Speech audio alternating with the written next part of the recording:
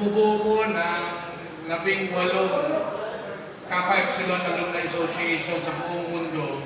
Binabati ko po ang ating kapatiran dito sa CLPC and EUST ng isang maanap na ika-35th anniversary sa inyong lahat. It's the first time na na-reunite ako sa Kappa Epsilon Alumni. I'm very thankful.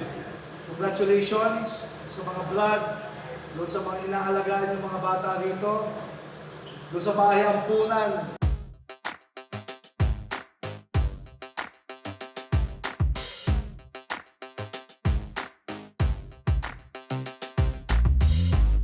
Natutuwa po kami na makapiling po lahat kayo. Yung iba sa inyo, nagkataon-tapalan na tayo ng nakaraan.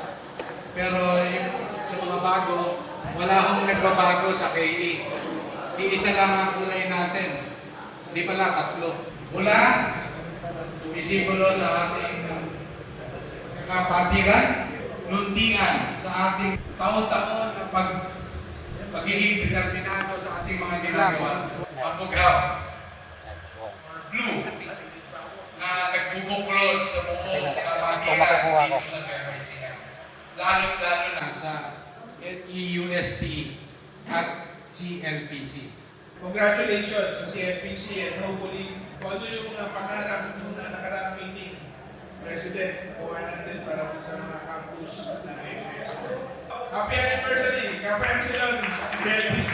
Ito yung pinakaunang lugar at probinsya na inikot ng aksyon dapat bilang respeto, hindi lamang sa 35th year anniversary ng Kappa Epsilon dito. Pero kung hindi po ako nagkakamali, walang sulok sa Nueva Ecija na walang membro ng Kappa Epsilon.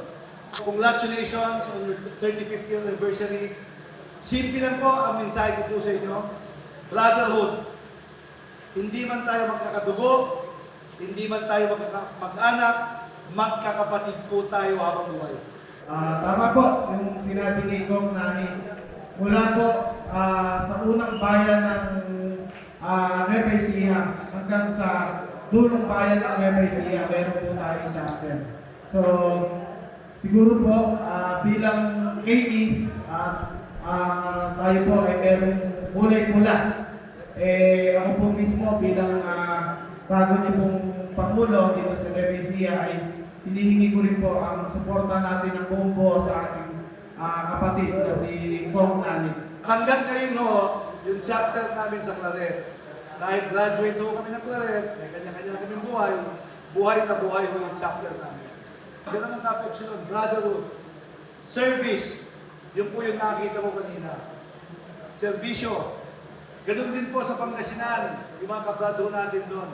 Noong ako ay mayor ng Alaminos, kasama ko sila nag-tree planting sa paligid doon ng Handon Islands.